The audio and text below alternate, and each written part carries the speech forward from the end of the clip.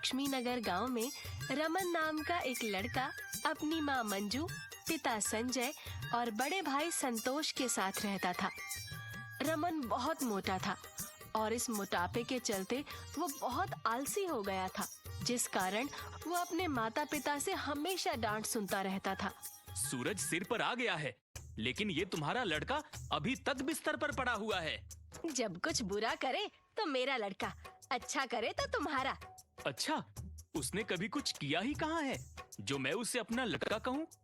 अभी तक तो अकेला तुम्हारा ही है। हे भगवान, कैसी बातें करते हो? तो क्या मैं कोई कुंवारी माँ बन रही हूँ जो मेरे अकेले का होगा? अरे, आप लोग चिल्ला क्यों रहे हो? बाहर जाकर लड़ो ना, मैं सो रहा हूँ। एक तो पड़ा सो रहा है और ऊपर से बातें बना रहा है।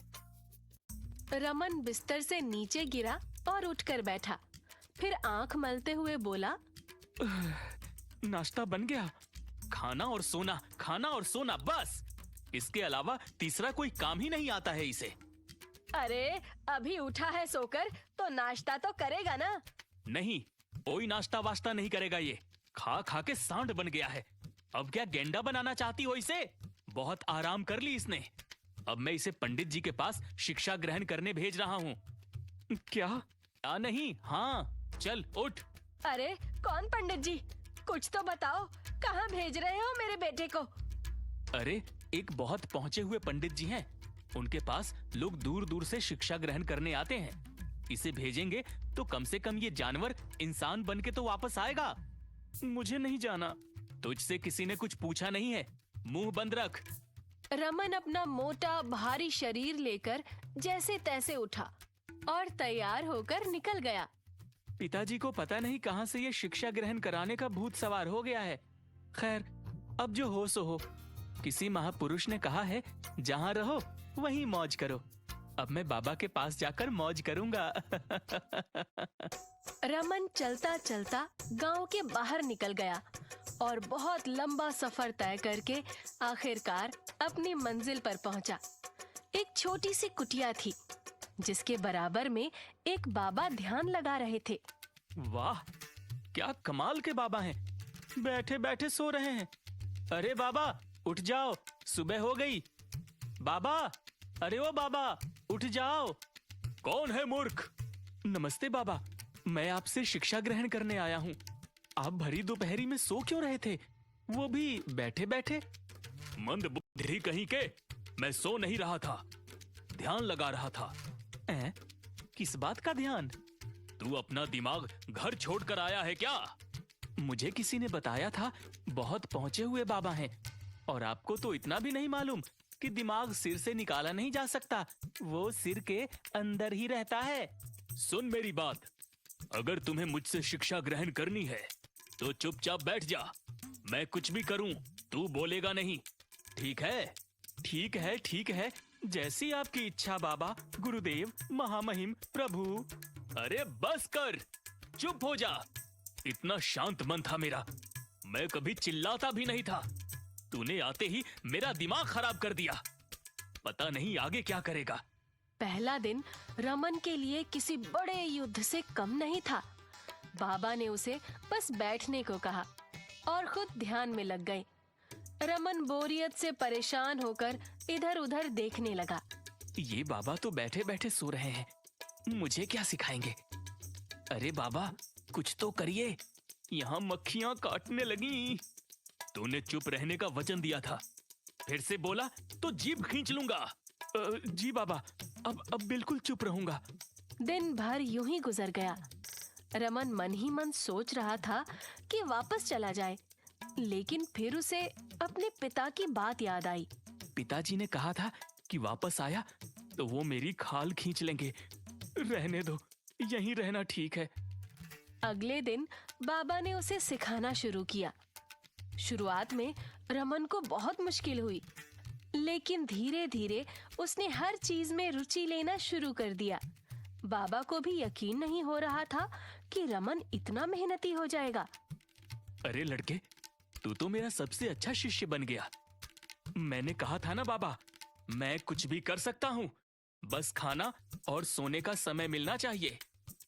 कई महीने बीत गए रमन ने अपने आलस को त्याग दिया और बाबा की दी हुई शिक्षा में निपुण हो गया। विदाई के समय बाबा ने उसे आशीर्वाद के साथ वरदान मांगने को कहा। मुझे तेरे जैसा शिष्य आज तक नहीं मिला। मैं तुझसे बहुत खुश हूँ, इसलिए तुझे वरदान मांगने का अधिकार देता हूँ। बोल, क्या चाहिए? बाबा, मुझे ऐसा कुछ दीजिए जिससे मैं जब चाहूं अपना रूप बदल सकूं। ठीक है, लेकिन याद रखना, रूप बदलने से भाग्य नहीं बदलता। बाबा ने मंत्र पढ़ा और उनके हाथ में एक चमकदार मुखौटा आ गया। ये ले, इसे पहनकर तू जिस भी चेहरे को दिमाग में सोचेगा वही रूप ले पाएगा। धन्यवाद बाबा, अब मैं सभी को मजा चखाऊंगा। क्या बोला? नहीं नहीं, कुछ नहीं, मैंने कहा अब मजा आएगा। रमन मुखौटा लेकर घर की ओर चल पड़ा। रास्ते में उसने सोचा कि सबसे पहले वो अपने बड़े भाई संतोष का रूप लेगा। पहले संतोष बनकर घर जाऊंगा। माँ पिताजी को ऐसा झटका दूंगा कि उनकी आंखें फटी की फटी रह जाएंगी। रमन ने मुखौटा पहना और संतोष का रूप ले लिया। अब वो बिल्कुल अपने बड़े भाई की तरह दिखने लगा। घर पहुंचते ही उसने अजीब अजीब हरकतें शुरू कर दी। माँ, मुझे आज से खाना मत देना। मैं केवल हवा खाकर जिंदा रहूंगा। क्या बेटा, तुझे क्या हो गया? अब बकवास कर रहा है, क्या पागल हो गया है? पिताजी, मैं सोच रहा हूँ कि सन्यासी बन जाऊं। क्या रखा है इस दुनिया में? आप लोग भी मेरे साथ जंगल चलो। ये घर बेच देते हैं और सारे पैसे दान कर देते हैं। मंजू देवी और संजय हैरान रह गए। उन्हें लगा कि उनका बड़ा बेटा पागल हो गया है, पर तभी रमन ने अपना असली रूप धारण कर लिया। रमन, तू? अभी तो यहाँ संतोष था, ये क्या हो रहा है? माँ, ये मेरी नई कला है। बाबा ने मुझे ये जादुई मुखौटा दिया है, जिससे मैं जिसका चाहूँ उसका रूप ले सकता हूँ। उसी समय संतोष भी वहाँ आ गया और फिर रमन ने सबको मुखौटे की कहानी सुनाई। सब लोग बहुत खुश हुए और उसके पिता ने कहा, अब जब तू लौट ही आया है तो एक जरूरी बात बता दूं। क्या बात है पिताजी? कहीं फिर से मुझे किसी और बाबा के पास तो नहीं भेजना? बाबा के पास तो नहीं, लेकिन हाँ, अब तू घर बसाने की तैयारी कर ले। क्या मतलब? तेरी शादी तय कर दी है हमने। लड़की का नाम है रानी। रानी? वही रानी जो हमारे मोहल्ले में रहती है, वही जो मोटी है? मैं उससे शादी नहीं करूंगा। तो क्या तुझे कोई परी चाहिए? खुद को देखा है, भैंसे जैसा शरीर है। मैं नहीं मानने वाला, तुझे मानना होगा। शादी तय हो चुकी है। तू जितना मुंह बनाएगा उतना ही शादी जल्दी होगी। रमन परेशान होकर घर से बाहर चला गया।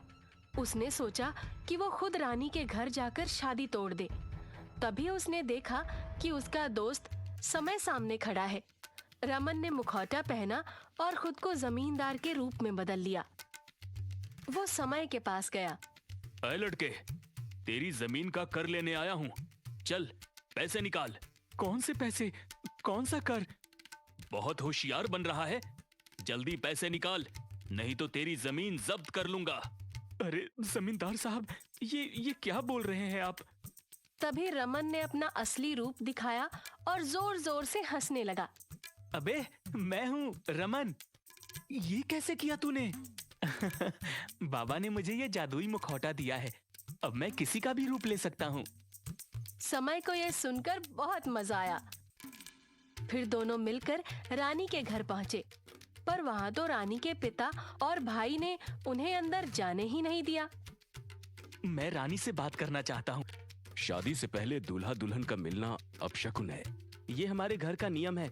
अगर कुछ कहना है तो अपने पिताजी से कहो। रमन का सिर घूम गया। उसने सोचा कि वो शादी से बचने के लिए भाग जाएगा, लेकिन भागने से पहले उसने गांव वालों की नाक में दम करने की ठानी। वो मुखौटा पहनकर अलग अलग रूप लेने लगा। सबसे पहले वो गांव के प्रधान के रूप में भेष बदलकर हलवाई के पास पहुंचा। मिठाई में चीनी क्यों कम है? तेरी दुकान बंद करवा दूंगा। माफ कर दीजिए प्रधान जी।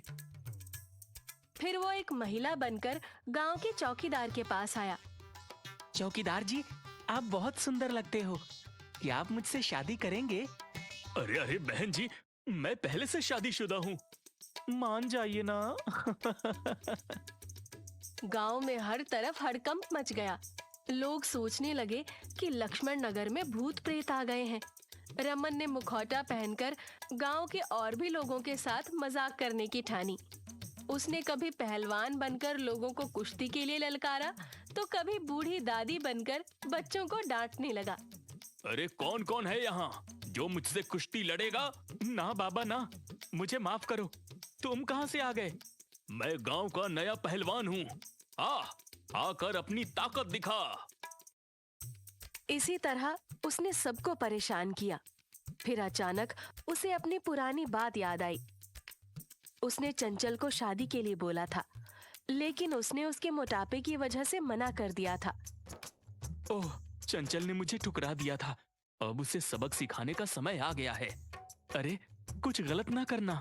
कुछ गलत नहीं, बस तू देखता जा। रमन चंचल के घर उसके पति का रूप बनाकर पहुंच गया। चंचल, तुम आज बहुत सुंदर लग रही हो। क्या आपकी तबीयत तो ठीक है ना? अरे तुम्हारे बिना रह ही नहीं पाता। आओ, बाहों में आ जाओ। ए जी, आपको क्या हुआ है आज? सुबह तो मुझसे लड़कर गए थे, इतनी जल्दी वापस आ गए और ऐसी बातें। खैर, अच्छी बात है। चंचल खुश होकर बात करने लगी, लेकिन तभी उसका असली पति घर आ गया। अरे ये कौन है? मैं तो हे भगवान, ये बहरूपिया कौन है? रमन तुरंत वहाँ से भागा। चंचल का पति उसे मारने की कोशिश कर रहा था और रमन भागते भागते अचानक उड़ने लगा। वाह, ये मुखौटा तो कमाल का है। वो काफी दूर जाकर रुका, लेकिन इस बीच गांव वालों को पता चल गया कि रमन ही ये सब कर रहा है। जब उसने फिर से किसी के साथ अजीब हरकत की, तो लोग गुस्से में उसे पीटने लगे। अब बहुत हुआ रमन, तेरी शरारतें सहन नहीं होंगी। अरे मैंने तो बस मजाक किया था। गांव वाले उसे दौड़ाने लगे, लेकिन वो हर बार उड़कर बच जाता। पूरा एक हफ्ते तक वो अलग अलग रूप धरकर गांव वालों से बचता रहा। आखिरकार वो भागते भागते गांव के बाहर पहुंच गया और आराम करने लगा। जब वो सोकर उठा तो उसे पता चला कि उसका मुखौटा चोरी हो गया है। वो घबराकर गांव की तरफ भागा। गांव पहुंचते ही लोग उसे देखकर हंसने लगे। अरे ये क्या हो गया तेरे चेहरे को? मेरा चेहरा? क्या हुआ मेरे चेहरे को? उसने दौड़कर पानी में अपना चेहरा देखा। उसका चेहरा पूरी तरह गायब था। उसकी जगह कुछ भी नहीं था, पाट जैसे अंडा। ये क्या हो गया? मेरा चेहरा कहाँ गया? गांव वालों ने उसे घेर लिया। बार बार रूप बदलने की वजह से ऐसा हुआ होगा। मुझे लगता है मैंने अपनी असली शक्ल ही भुला दी और अब मेरा मुखौटा भी चोरी हो गया। गांव वाले जोर जोर से हंसने लगे और रमन सोचने लगा कि अब वो अपनी खोई हुई पहचान कैसे पाएगा। रमन जब घर पहुंचा तो उसकी शक्ल देखकर सभी हैरान रह गए। उसकी जगह सपाट चेहरा देखकर परिवार वाले डर और हंसी के बीच झूल रहे थे। अरे तेरी शक्ल को क्या हो गया? अब तो तुझे कोई पहचान ही नहीं सकता। यही तो समस्या है, बार बार रूप बदलने की वजह से मेरी शक्ल ही गायब हो गई। कोई बात नहीं, अब शादी कर और सुकून से रह। पिताजी, आपको तो बस शादी की पड़ी है। मैं जा रहा हूँ, पहले अपना चेहरा वापस लाऊंगा। रमन अपने दोस्त समय को ढूंढने निकल पड़ा, लेकिन समय कहीं नहीं दिखाई दिया।